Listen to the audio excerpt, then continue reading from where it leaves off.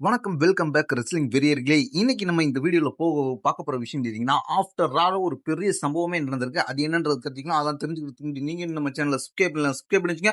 இதே போல இன்ட்ரெஸ்டா ரெஸ்லிங் பார்க்குற உங்க ஃப்ரெண்ட்ஸ்க்கு இந்த வீடியோவை ஷேர் பண்ணி விட்டுட்டு தொடர்ந்து போறங்க.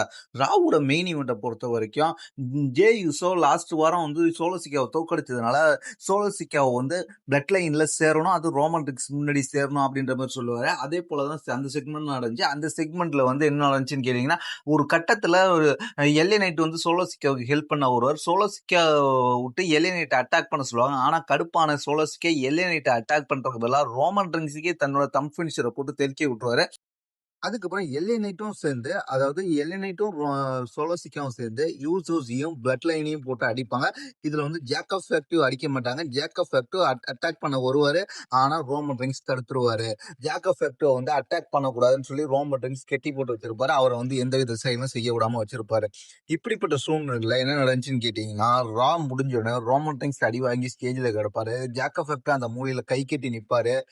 சோலோ சிக்காவும் எல்ஏ நைட்டும் அந்த இடத்துல இருந்து ரிங்க விட்டு கீழே இறங்கிடுவாங்க. இறங்கி அவங்க பாட்டுக்கு போயிடுவாங்க. அதுக்கப்புறம் என்ன நடக்கும்னு கேட்டீங்கன்னா, யூசர்ஸ் உள்ற வருவாங்க. உள்ற வந்தோடனே கருப்பான ஜெய் யூசர்ஸ் அவன் ஏன்டா இருக்கிறான், எதுக்கு அப்படின்ற மாதிரி கேட்பான்.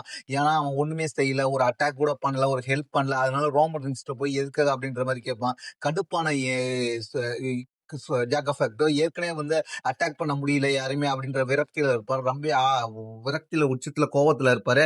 அதுக்கப்புறம் என்ன நடக்கும்னு கேட்டீங்கன்னா, அவரு அந்த இடத்துல இருந்து ரிங்ல இருந்து அப்படியே தனியாவே, அதாவது ரோமன் ரிங்ஸ் விட்டுட்டு ஜே யூசோ ஜிம்மி யூசோ குறை சொல்றத பார்த்தோன்னே அவர் கடுப்பாய் அந்த இடத்துல இருந்து ரிங்ல இருந்து அப்படியே கிளம்பி வெளில போயிடுவாரு. உண்மையிலே இந்த சம்பவம் வந்து ஷாக்கிங்கா தான் இருந்துச்சு பல பேருக்கு. சோலோ சிக்கா பக்கம் போக போதாரா ஜேக்கப் ஃபேக்ட்ன்ற மாதிரி ஒரு கேள்வி வருது. ஏன்னா ரோமன் ரிங்ஸோட கட்டளையே கேட்டு இருக்கிற ஜேக்கப் ஃபேக்டோ அவரால் யாரையுமே அட்டாக் பண்ண முடியல. அவர் வந்து அட்டாக் பண்ணி காப்பாத்திருப்பாரு. அவரை வந்து அட்டாக் பண்ண விடாம தடுத்து வச்சிருக்கிறாங்க.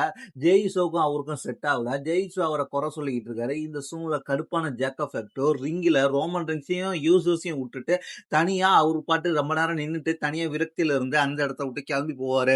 ரோமன் ரிங்ஸ் அதுக்கப்புறம் யோசிச்சுட்டு அதுக்கப்புறம் பின்னாடி போவாரு. இந்த சம்பவம் தான் ஆஃப்டர் ராவல் நடந்துச்சு. இது மூலயமா என்ன நடக்குதுன்னு கேட்டீங்கன்னா, ஜேக்கப் ஃபேக்டோ ரோமன் ரிங்ஸை விட்டு போற மாதிரி ஒரு சின்ன ஹிண்ட்டை கொடுத்துருக்காங்க. இது எந்த அளவு அடுத்த கட்ட ஸ்டோரி லைன் போக போகுதுன்றத பொறுத்து தான் பார்க்கணும்.